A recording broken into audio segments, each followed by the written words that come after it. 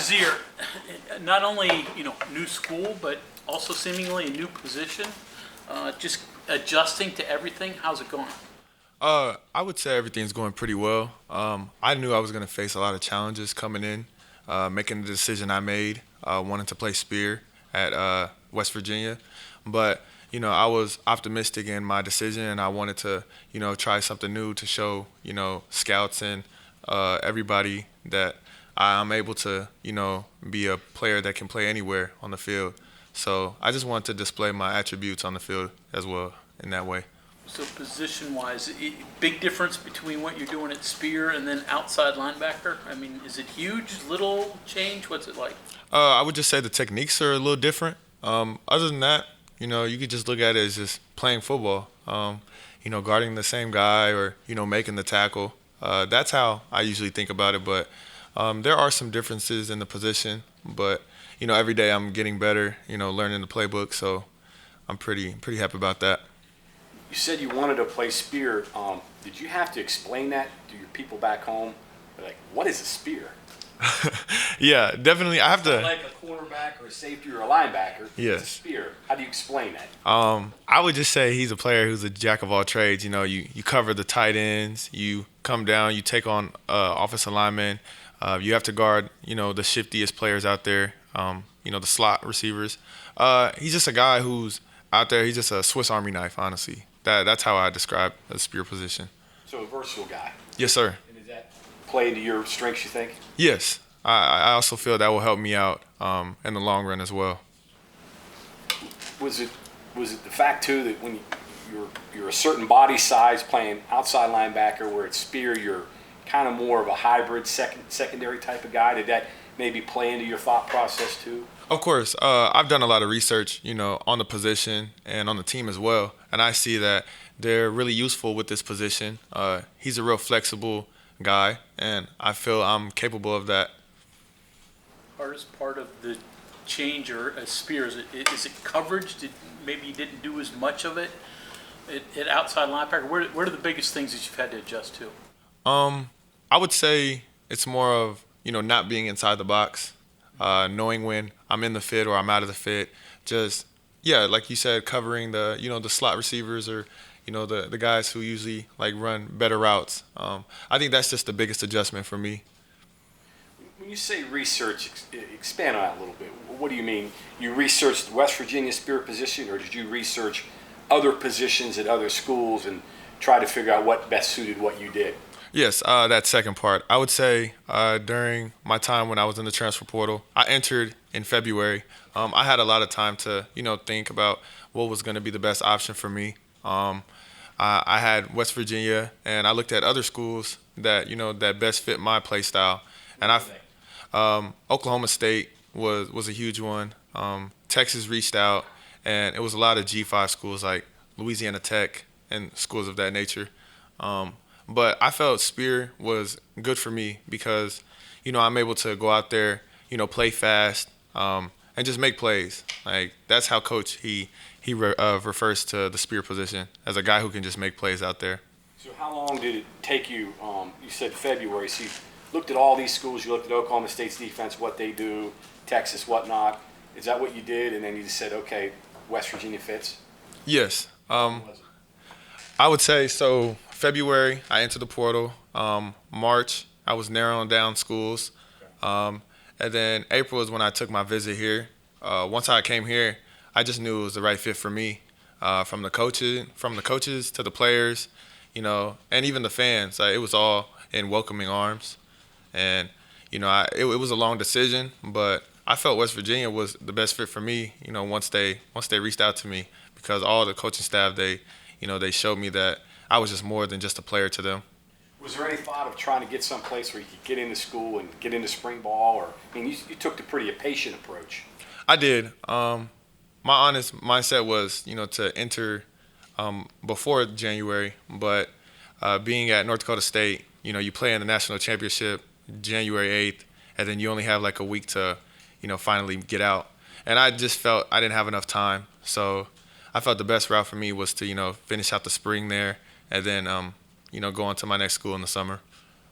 You talked about being flexible. I have trouble picturing the same guy covering tight ends and slot receivers. What do you have to do to be able to do both of that?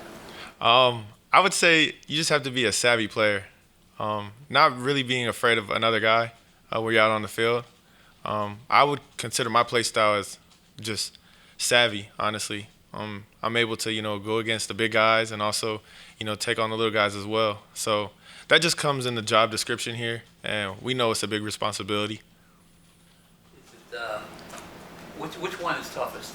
I mean, the size or the speed?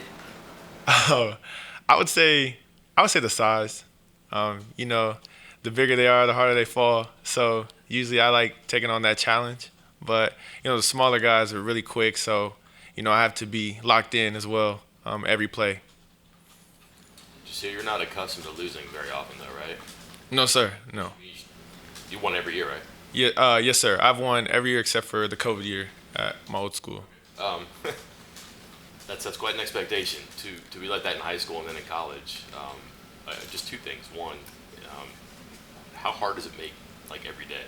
Because that's the expectation, right? Like anything less than a state championship or national championship is kind of a letdown, right? Yes. It just seems like football's hard. That seems like it makes it a little bit harder too. Yes, but I also see it as a team sport.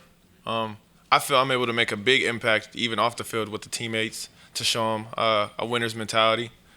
Being at North Dakota State, winning 3 national championships, it's taught me to, see the good things in football. And, it's actually, humbling for most of the players to see that, I am a guy who, who's won 3 national championships, and I can bring insights to everyone and to show them how, how it's really done.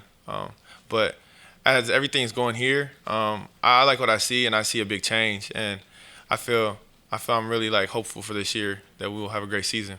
I was going to ask you about that.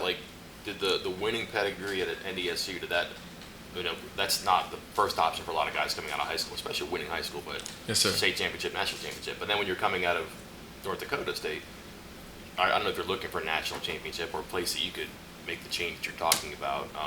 I don't know I guess what I'm saying is did it complicate your decision? Did you see that you could actually, maybe you could win really big here and it would keep it going? Maybe you could be a part of something here that would, because the blueprint, so to speak.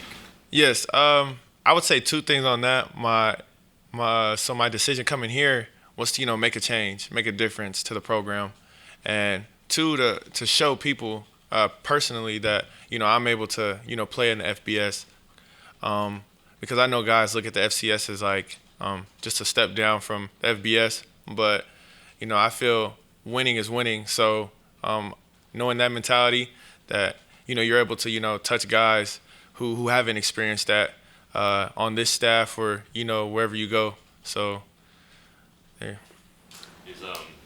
Is the love of winning more powerful than the distaste of losing? I would say you learn more when you lose. I know I lost I believe 3 games at North Dakota State, and we learned a lot during that time.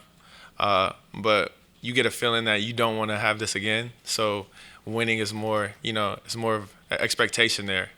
And I feel here, we're gonna have ups and downs, but I just want my teammates to know that, it's okay to have more ups than downs. Your brother transferred too, correct? So Yes, sir. did that help you convince that this is a step you could make as well? Without him making that step and being successful, do you think he would have tried this? Of course. I know he influenced me to make the decision. We always grew up wanting to play FBS, especially at a Power Five, and to see him do it, I felt I was able to do it as well. I was able to play with the guys that, we used to watch on TV. So he was a big help in my reasoning. In my decision to, enter the portal and, come to West Virginia. And yeah, he helped me out along the way. You feel like you accomplished everything you could where you were before you left? I did. Coming in there at 2018 and then leaving out in 2022, I felt I've done a lot that the team expected at NDSU. I've grown as a man on and off the field. So I did feel that I was complete at North Dakota State, and I just wanted to take that step. So what is the difference? You haven't played in a game here yet, so you'll have to wait for that. But what is the difference between the the best of the FCS and a Power Five? I would say it's a huge difference, especially here. Coming from gear to the food we eat here, and even just the lifestyle. At North Dakota State, everybody knows you, so I think that's something that like coincides here. Being West Virginia, one of the only schools that's really popular here. But no, I see similarities here as well. I just think of it as like culture, like having a brotherhood. That's one thing that sticks out, especially here and at my old school. What about in terms of like practices? I mean, are they faster here at the Power Five? Are they more athletic? Any differences in terms of that? I mean, I know you mentioned, players can play at all the levels once you have that winning mindset, but does the game seem to move a little quicker up here? I wouldn't say it's quicker, but there are more athletes. I know you can go 3 deep in a roster, and you can get the same type of talent from the same guy. So yeah, I just say it's more athletes, more coaches as well, and the speed. Yeah, you have guys who are real talented in other things as well than just like catching and running. Like they're able to do a lot of things on the field. So that's pretty new to me, but all in all, I feel it's pretty similar. You were asked about winning there. Just curious, what is winning culture to you, and what did they do there that made them so successful in your opinion? We were prideful. We called it, like we would always talk about Bison Pride. It was really a brotherhood. Knowing that we played for people who played there probably 30 years ago. We would see them around the facilities, and they were really an inspiration to us to why we play the game we do. I start to see that here as well, bringing in former coaches and former players, seeing that this game means more than us. It means more to the city, and it means more to the school. So just playing for the guy next to you and the people around you, that was a big inspiration to us and why we were such a winning culture. So more of a psychological off the field than actually things you did on the field? Yes, sir, because we knew that we were going to grow as a football team, and every team does. But having that bond off the field, it really gives you a different drive to why you should win or you need to win on the field, because you give people hope. So yeah. Anything else? Thank you, sir. Thank you. Thank you, guys.